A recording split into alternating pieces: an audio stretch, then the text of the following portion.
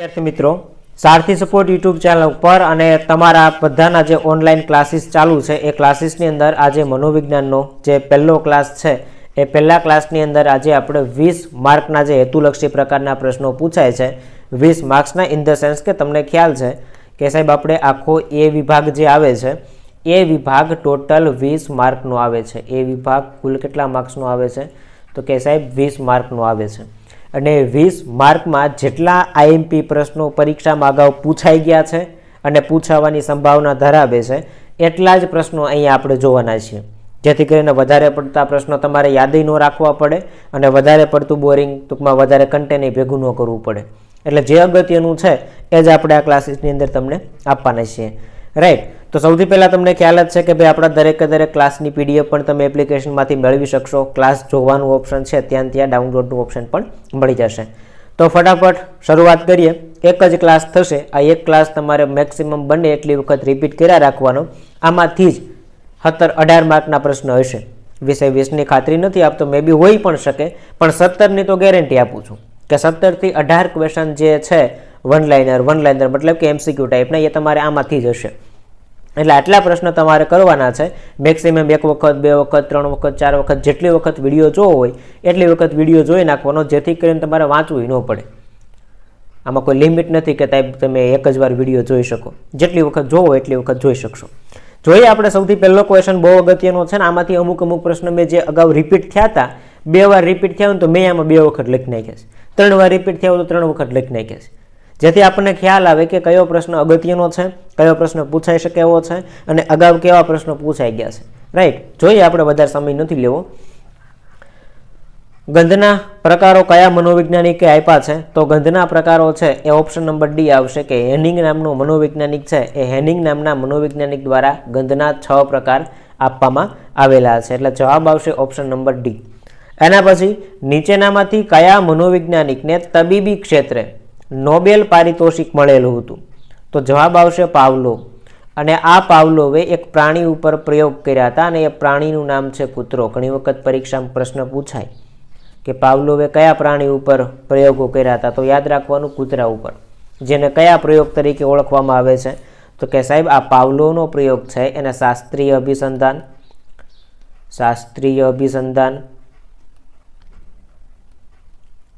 ત્યાર પછી તો કે સાહેબ આ શાસ્ત્રીય અભિસંધાનને બીજા નામે પણ હજી ઓળખવામાં આવે છે પ્રશિષ્ટ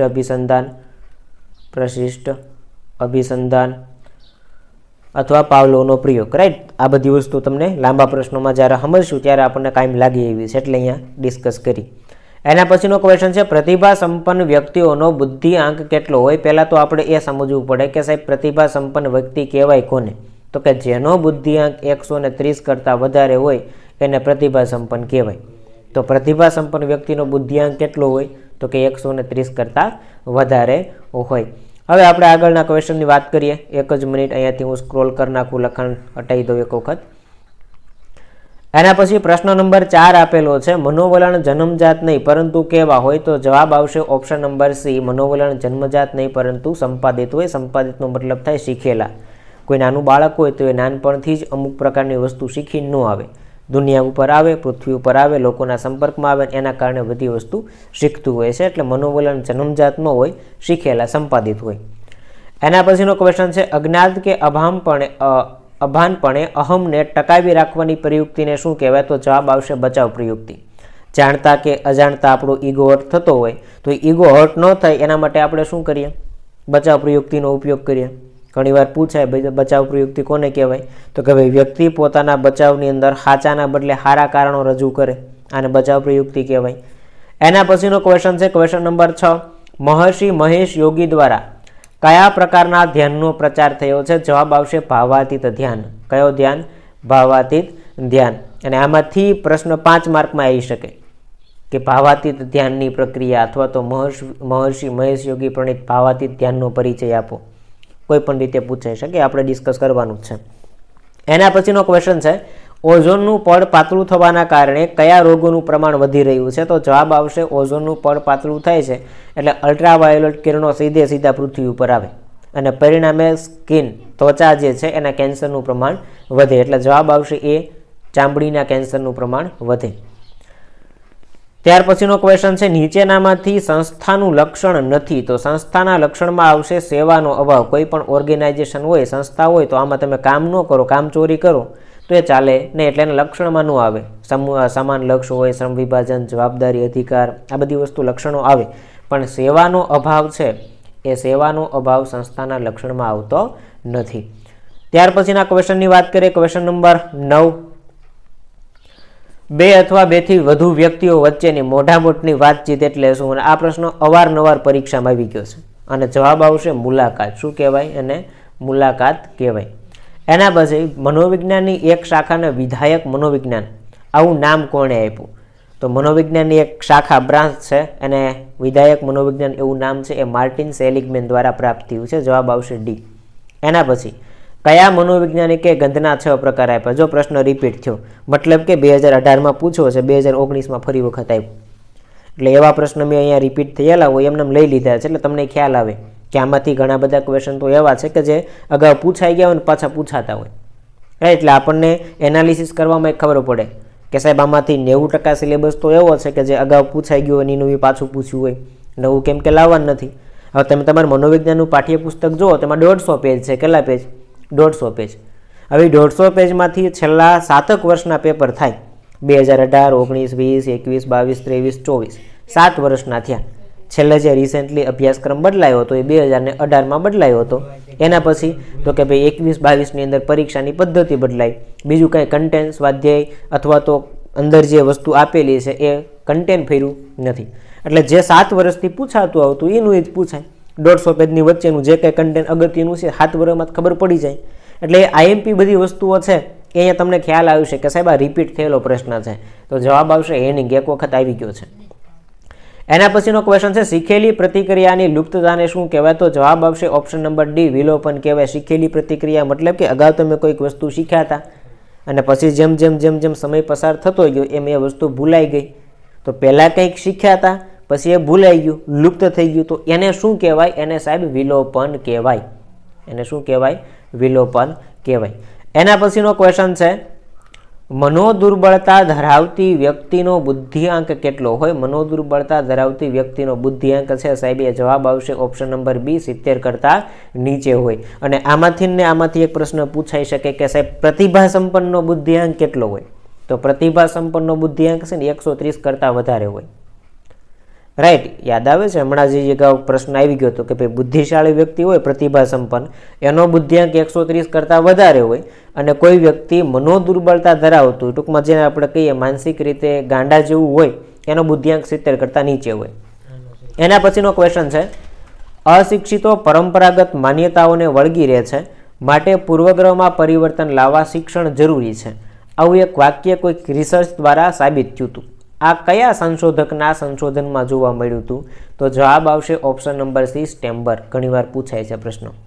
એના પછી હિમશિલાનું ઉદાહરણ કયા ખ્યાલ સાથે સંકળાયેલો છે? તો જવાબ આવશે ચેતન અચેતન મન. આમાંથી સી વિભાગમાં પ્રશ્ન આવે, ચેતન અચેતન મન વિશે સમજૂતી આપો. તો આપણને ખ્યાલ છે કે તમે કોઈ પાત્ર લ્યો અને પાત્રમાં પાણી ભરો અને એમાં પછી બરફ ડૂબાડો, તો બરફનો ખાલી 10% ભાગ, સપાટીવાળો ભાગ છે એ તમને ઉપર દેખાશે, બાકીનો ભાગ બધો પાણીમાં ડૂબેલો હોય. એવી ને એવી રીતે કોઈ પર્વત છે, કોઈ સ્ટીમર છે, આ બધી વસ્તુ જ્યારે પાણીમાં જતી હોય ત્યારે ઉપર ખાલી 10% દેખાય છે, બાકીનું 90% દમિત છે, દેખાતું નથી. તો એવું ને એવું આપણા મગજ સાથે સંકળાયેલું છે, આપણા મન સાથે સંકળાયેલું છે. તમે વ્યક્તિનું મૂલ્યાંકન કરો છો એ ખાલી 10% છે, બાકીનું 90% છે એ પોતાના અચેતન મન દ્વારા ડેવલપ થયેલું હોય. એટલે હિમશિલાનું ઉદાહરણ છે એ ચેતન અચેતન મન સાથે સંકળાયેલ છે. એના પછીનો ક્વેશ્ચન જો રિપીટ થયો બીજી વખત કે સાહેબ મહર્ષિ મહેશ યોગી દ્વારા કયા પ્રકારના ધ્યાનનો પ્રચાર થયો હતો? તો જવાબ આવશે ભાવાતીત ધ્યાન. કયો જવાબ આવશે? ભાવાતીત ધ્યાન. એના વિશે આપણે ડિસ્કસ અત્યારે વધારે નહીં કરીએ કેમ કે એક વખત રિપીટ થઈ ગયેલો છે. એના પછીનો ક્વેશ્ચન છે કયા મનોવૈજ્ઞાનિકે વ્યક્તિ અને પર્યાવરણ વચ્ચેના સંબંધને સ્પષ્ટ કરવા માટે જીવન અવકાશનો ખ્યાલ આપ્યો? તો જ્યારે જીવન અવકાશ શબ્દ આવે ત્યારે યાદ રાખવાનું કે એમાં કટ લેવિન જવાબ આવશે. એના પછીનો ક્વેશ્ચન છે કે જેમાં ઉપરી વ્યવસ્થાપક દ્વારા જ બધા નિર્ણય લેવાતા હોય અને એની નીચે કામ કરતા લોકોએ એનું પાલન કરવાનું હોય, આને શું કહેવાય? તો આને કેન્દ્રીકરણ કહેવાય. જવાબ આવશે એ. એના પછી મૂલ્યાંકન કેન્દ્રો કોની પસંદગી માટે ઉપયોગમાં લેવાય છે? તો મૂલ્યાંકન કેન્દ્રો છે ને એ વ્યવસ્થાપકના ચોઈસ માટે, પસંદગી માટે ઉપયોગમાં લેવાય. એના પછીનો ક્વેશ્ચન છે મનોવિજ્ઞાનની એક શાખાને વિધાયક મનોવિજ્ઞાન આવું નામ કોણે આપ્યું? રિપીટ થયેલો ક્વેશ્ચન, માર્ટિન સેલિગમેન. મતલબ કે એક વર્ષમાં 4 ક્વેશ્ચન એવા હતા કે જે રિપીટ થયા. ત્યારે 10 ક્વેશ્ચન પૂછાતા, મતલબ કે 40% થયું. એક જ પેપરમાંથી 4 ક્વેશ્ચન રિપીટ 10માંથી. હવે આપણે 20 આવે છે, મતલબ કે 5 વર્ષના પેપર કરો એટલે ઇનફ થઈ ગયું. પણ આપણે અહીંયા 7 વર્ષના IMP આપ્યા છે. છેલ્લા 7 વર્ષમાં જે પૂછાય કે એ બધું આવી ગયું એમાં. ચલો ત્યાર પછીનો ક્વેશ્ચન જોઈએ. કયા મનોવૈજ્ઞાનિકના મતે ધ્યાન એટલે પસંદગીયુક્ત ઉદ્દીપક ઉપર માનસિક કેન્દ્રીકરણ કરવું? તો જવાબ આવશે જેમ્સ ડ્રેવર, ઓપ્શન નંબર બી. એના પછીનો ક્વેશ્ચન છે કોઈપણ પ્રકારના ઔપચારિક શિક્ષણ વગર જન્મજાત ક્રિયાઓને કેવું વર્તન કહેવાય? તો જે જન્મજાત ક્રિયાઓ છે એને સાહજિક વર્તન કહેવાય. જેમ કે નાનું બાળક હોય એના જન્મતા વેદ તરત બાળકને રડવાની ક્રિયા, હસવાની ક્રિયા, આ બધી વસ્તુ એને કોઈ શીખવતું નથી, છતાં એને આવડે છે. તો આવી ક્રિયાને સાહજિક વર્તન કહેવાય. એના પછી વ્યક્તિગત ભિન્નતાના આધારે બુદ્ધિની વ્યાખ્યા આપવાનો સૌપ્રથમ પ્રયત્ન કોણે કરેલો? તો યાદ રાખજો જવાબ આવશે એબિંગહોસ. એમણે એવું કીધું કે ભાઈ દરેક વ્યક્તિ હોય ને એનામાં અલગ અલગ બુદ્ધિ હોય. મારામાં જે ક્ષમતા હોય એ ક્ષમતા મે બી બની શકે બીજામાં ન હોય, અને બીજામાં જે ક્ષમતા હોય આપણામાં ન પણ હોય. એટલે વ્યક્તિગત ભિન્નતા જોવા મળે શેમાં? બુદ્ધિની બાબતમાં. એટલે આવું સૌથી પ્રથમ વખત કોઈ વ્યક્તિએ સાબિત કર્યું હોય તો એ સાબિત કરનાર વ્યક્તિ એબિંગહોસ. તો જવાબ આવશે એ. એના પછી મનોશારીરિક વર્તનની માનસિક તત્પરતા એટલે શું? તો મનોશારીરિક વર્તનની માનસિક તત્પરતા છે સાહેબ એને મનોવલણ કહેવાય. એટલે જવાબ આવશે ઓપ્શન નંબર બી. એના પછી તબીબી સંભાળને કયા પ્રકારનું સંશોધન કહી શકાય? તબીબી સંભાળ મતલબ કે જે દવાખાનાવાળી સુવિધાઓવાળી છે તબીબી સંભાળ, એને ભૌતિક સંસાધન કહેવાય. એટલે જવાબ આવશે ઓપ્શન નંબર એ. ચલો ત્યારબાદ ફરી વખત રિપીટ થયેલો ક્વેશ્ચન કે સાહેબ હિમશિલાનું ઉદાહરણ છે એ હિમશિલાનું ઉદાહરણ કયા ખ્યાલ સાથે સંબંધિત છે? તો હિમશિલાનું ઉદાહરણ છે એ વ્યક્તિના ચેતન અને અચેતન મન સાથે સંકળાયેલું છે. જવાબ આવશે ઓપ્શન નંબર સી. એના પછી મનોવિશ્લેષણાત્મક અભિગમ સાથે કોનું નામ જોડાયેલું છે? તો મનોવિશ્લેષણાત્મક અભિગમ સાથે છે ડૉક્ટર સિગમન્ડ ફ્રોઈડનું નામ જોડાયેલું છે. એટલે જવાબ આવશે બી, ફ્રોઈડ. એના પછી ફરી વખત રિપીટ થયેલો ક્વેશ્ચન કે ચામડીના કેન્સરનું પ્રમાણ વધ્યું. જવાબ આવ્યો છે. તો ક્વેશ્ચન કંઈક હતો અગાઉ પૂછેલો કે ભાઈ ઓઝોનનું પડ પાતળું થવાના કારણે કયા રોગનું પ્રમાણ વધી રહ્યું છે? તો જવાબ આવશે ચામડીનું કેન્સર.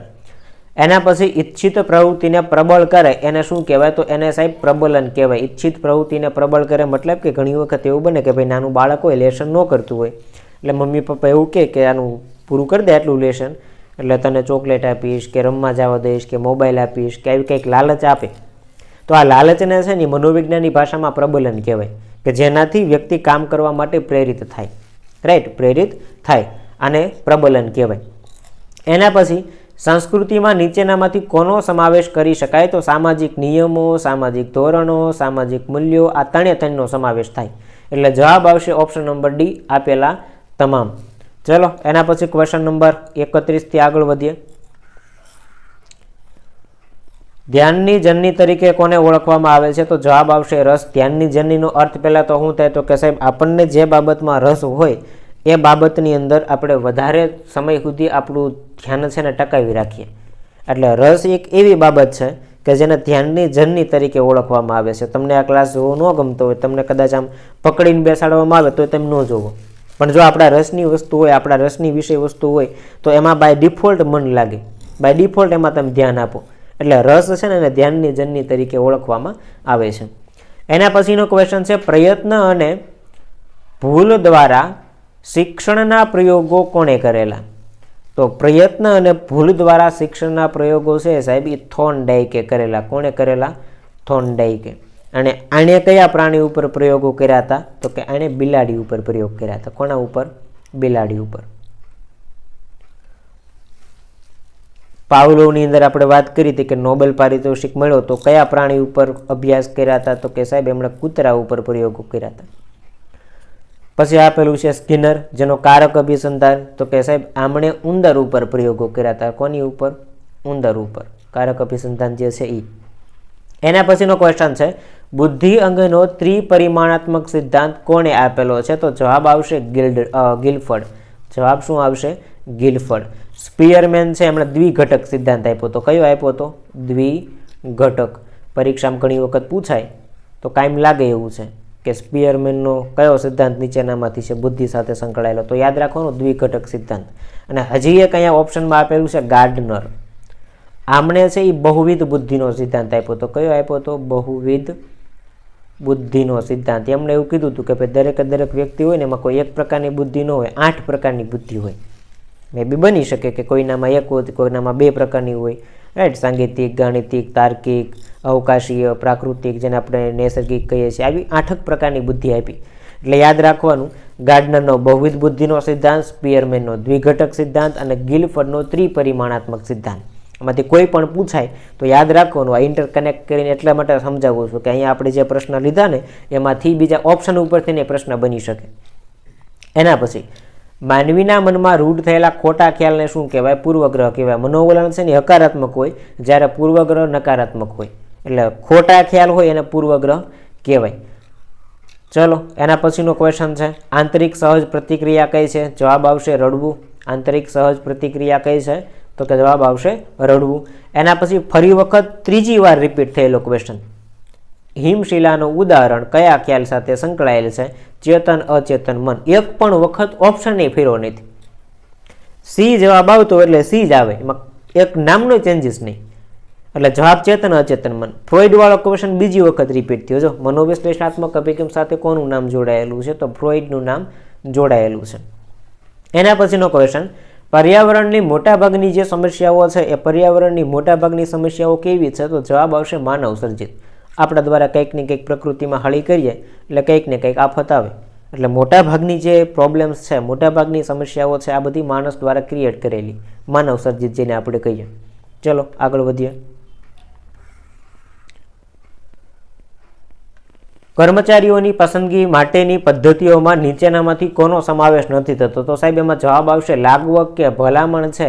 આનો કર્મચારીના નિમણૂકમાં પસંદગીની અંદર ઉપયોગ થતો નથી. પણ હા, બની શકે કે તમે ગવર્મેન્ટમાં કે પ્રાઇવેટમાં કોઈક જગ્યાએ જાઓ કે લાગવગથી કે પૈસા આપીને ભલામણથી એમ લાગો, પણ એ ઇનલીગલ છે.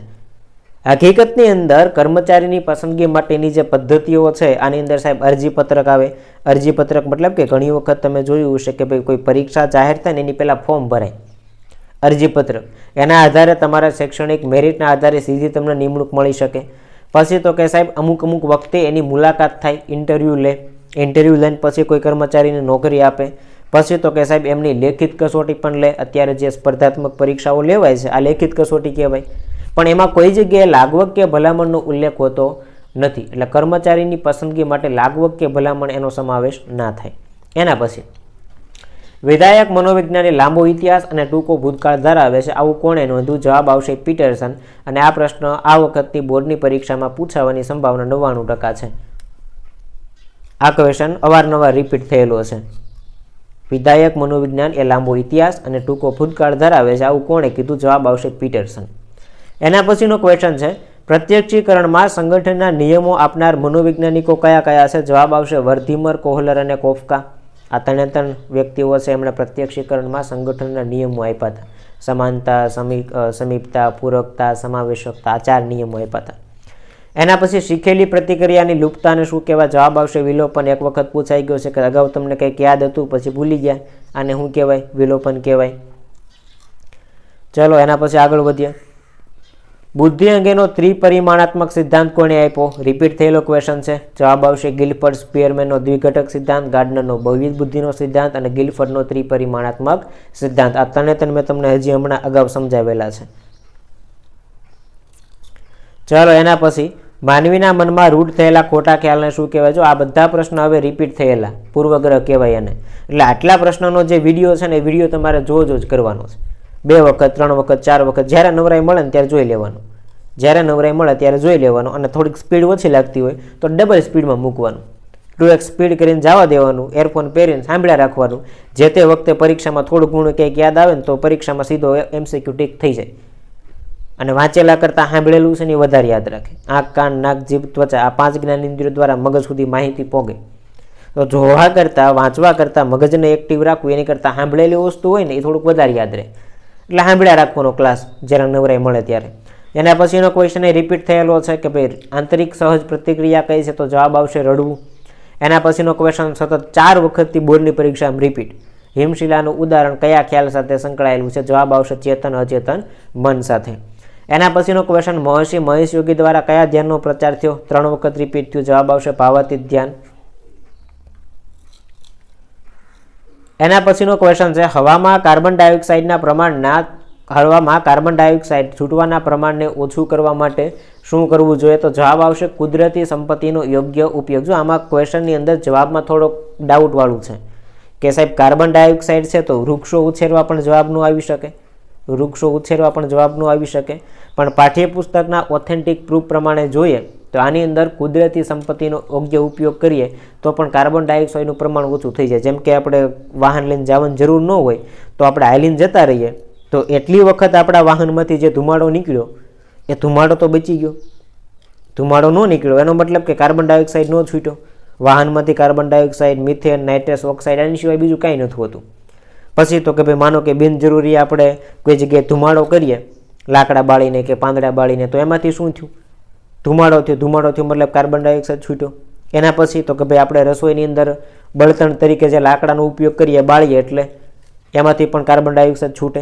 એટલે જો કુદરતી સંપત્તિનો યોગ્ય રીતે ઉપયોગ કરીએ તો પણ કાર્બન ડાયોક્સાઇડનું પ્રમાણ ઓછું કરી શકાય. રાઈટ. એટલે વૃક્ષો ઉછેરવા કરતાં કાર્બન ડાયોક્સાઇડને છૂટવાના પ્રમાણને ઓછું કરવામાં કુદરતી સંપત્તિનો યોગ્ય ઉપયોગ યોગ્ય જવાબ છે. પછી ઈચ્છિત પ્રવૃત્તિને પ્રબળ કરે એને શું કહેવાય? તો કે સાહેબ એને પ્રબલન કહેવાય. અગાઉ પૂછાઈ ગયેલો પ્રશ્ન છે. એના પછી 99% સંભાવનાવાળો મેં હમણાં તમને કીધું હતું કે વિધાયક મનોવિજ્ઞાનની લાંબો ઇતિહાસ અને ટૂંકો ભૂતકાળ ધરાવે છે. આ વિધાન કોણે કીધું? જવાબ આવશે પીટરસન. ચલો એના પછી આપણે આગળ વધીએ. ધ્યાનની જનની તરીકે કોને ઓળખવામાં આવે છે? અગાઉ આવી ગયેલો ક્વેશ્ચન છે. જવાબ આવશે રસ. એના પછી પ્રયત્ન અને ભૂલ દ્વારા શિક્ષણના પ્રયોગો કોણે કરેલા? તો જવાબ આવશે થોર્નડાઇક. ઓલરેડી રિપીટ થઈ ગયેલો ક્વેશ્ચન છે. રેવનની બુદ્ધિ કસોટી કયા વર્ષમાં રચવામાં આવી? તો જવાબ આવશે 1936માં. એના પછીનો ક્વેશ્ચન સામાજિક રીતિ રિવાજો, મૂલ્યો, રહેણીકેણી અને વિચારસરણીને આત્મસાત કરવાની પ્રક્રિયા એટલે શું? તો જવાબ આવશે સામાજિકરણ. એના પછી આંતરિક સહજ પ્રતિક્રિયા કઈ છે? જવાબ આવશે રડવું. જો આ બધા ક્વેશ્ચન રિપીટ થઈ ગયા છે આટલા કરી નાખો એટલે મોર દેન ઇનફ 20 માર્કનું થઈ ગયું તમારું કામ પૂરું. એના પછી કયું ઉપતંત્ર સુખના સિદ્ધાંતને અનુસરે છે? જવાબ આવશે નિમ્ન અહમ, જેને આપણે ઈડ કહીએ છીએ. પછી મુક્ત સાહચર્ય પદ્ધતિ છે એ કોણે આપેલી? રિપીટ થયેલો ક્વેશ્ચન સિગમન્ડ ફ્રોઇડ દ્વારા. એના પછી રેફ્રિજરેટરમાં કયો વાયુ વપરાય છે? તો એની અંદર સાહેબ CFC વપરાય, ક્લોરોફ્લોરોકાર્બન વપરાય. જેમાં એક જ વ્યક્તિ વ્યવસ્થાપક અને માલિક બંને હોય આવી સંરચના એટલે તો કે જવાબ આવશે ડી સરળ સંરચના. એના પછીનો ક્વેશ્ચન નીચેનામાંથી કયો અનુભવ વિધાયક વ્યક્તિલક્ષી અનુભવ નથી? જો અહીંયા ખાસ જોવાનું, ઘણા હતા નથી છે જોવે જ નહીં. વિધાયક પૂછ્યો હું કે આનંદ, પણ પ્રશ્ન તો પૂરો વાંચો. વિધાયક વ્યક્તિલક્ષી અનુભવ નથી એવું પૂછવું છે. નથી એટલે હતાશા આવે. શું આવે? હતાશા આવે. એ પોઝિટિવમાં ન આવે, એ નકારાત્મકમાં આવે. ચલો એના પછીના ક્વેશ્ચનની વાત કરીએ તો દ્રષ્ટિ સંવેદન માટે જવાબદાર કોષોના નામ જણાવો. તો જવાબ આવશે ઓપ્શન નંબર એ સળી કોષો અને શંકુ કોષો. પછી પૂરકતાનો નિયમ શેની સાથે સંકળાયેલો છે? તો જવાબ આવશે પ્રત્યક્ષીકૃત સાતત્ય. એના પછીનો ક્વેશ્ચન તો કે ભાઈ સાહેબ બુદ્ધિના 3 પ્રકારો કોણે દર્શાવ્યા? તો અહીંયા આવશે સ્ટર્નબર્ગ.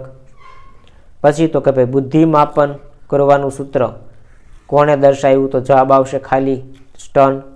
એના પછી કેટલી બુદ્ધિ ક્ષમતા ધરાવનાર વ્યક્તિનો સમાવેશ સામાન્ય કક્ષામાં થાય? તો 90 થી 109, જેમાં મોટાભાગના લોકો આવી જાય. અને છેલ્લો ક્વેશ્ચન છે કે મસ્તિષ્ક વિકાર સાથે સંકળાયેલ મનોવિકૃતિ કઈ છે? તો જવાબ આવશે અલ્ઝાઇમર. અહીંયા તમને 65 થી 70 જેટલા MCQ આપ્યા છે. આ 65 થી 70માંથી 20 થી 25 એવા ક્વેશ્ચન છે કે જે રિપીટ થયેલા છે. એટલે આ 50 ક્વેશ્ચન તમે આમ કડકડાટ ગોખીને કરી નાખો એટલે મોર દેન ઇનફ. એ વિભાગની અંદર મનોવિજ્ઞાન માટે બીજું કોઈ પણ પ્રકારનું સાહિત્ય ક્યાંયથી ગોતવાની પછી જરૂર રહેશે નહીં. એટલે હવે શું કરવાનું? એક વખત વિડીયો જોવાઈ ગયો, PDF એક વખત વાંચી લેવાની, ફરી વખત વિડીયો જોઈ લો, PDF તમારે વાંચવું હોય તો વાંચી લો, નહીંતર વિડીયોને રિપીટલી જોયા રાખો. એમાં કંઈ તમારે વિશેષ વધારે પૈસા નહીં આપવા પડે કે સાહેબ એક વખત જોવાના જ પૈસા એમાં ભર્યા છે. નહીં, તમારે 10 વાર જો 10 વાર જોવો સમજાય છે. તમે જે ફી ભરી છે એ જોયા જ રાખો. વધારે કન્ટેન્ટ ભેગું કરવું એની કરતાં બેટર છે કે જે પૂછાય છે ને એવું થોડુંક રિપીટ કર્યા રાખો. 10 પુસ્તક એક વખત વાંચવા એની કરતાં એક પુસ્તક 10 વખત વાંચો ને તો એ વધારે યાદ રહે. એની કરતાં 10 જગ્યાએ અલગ જગ્યાએ ભાટકીને કન્ટેન્ટ ભેગું કરવું એની કરતાં બેટર છે કે એક જગ્યાએથી જે કન્ટેન્ટ મળે છે એને 10 વખત રિપીટ કરો. એક વખત નોર્મલ સ્પીડમાં જુઓ, પછી તો કે સ્પીડ વધારીને જુઓ. અડધી કલાકનો વિડીયો હોય તો ડબલ સ્પીડમાં મૂકો એટલે 15 મિનિટમાં પૂરું. આવી રીતે તૈયારી કરશો તો એ વિભાગની અંદર કમ્પ્લીટ થઈ જશે. અને આપણી જે આખી ક્લાસીસની સિસ્ટમ છે એ સેક્શન વાઇઝ જ હાલશે. એ વિભાગ, પછી બી વિભાગ, પછી સી વિભાગ, પછી ડી વિભાગ, પછી ઈ વિભાગ. એટલે એ વિભાગ એક જ વિડીયોમાં પૂરું. હવે બી વિભાગ છે એ એક વિડીયોમાં પૂરું થઈ જશે. એટલે જો તમારું કામ અડધી કલાકમાં થઈ જતું હોય તો હું કામ ખોટું તમારે 2 દિવસ એ વિભાગમાં મથવું જોઈએ? આટલું ને એટલું વાંચ્યા રાખો એટલે મોર દેન ઇનફ. એની સિવાયનું વિશેષ આ કોઈ જગ્યાએથી ખૂટતું હોય તો એ ગોતવાનું. પણ આમ આવી ગયું બધું, સમજાય છે? તો આશા રાખું છું વિડીયો પસંદ આવ્યો હશે. મળીએ જલ્દી જ નવા ક્લાસ સાથે, નવા વિડીયો સાથે, નવા સેક્શન સાથે વિભાગ 2 ની અંદર. ઓકે, ત્યાં સુધી રિવિઝન કરવા રાખવાનું છે.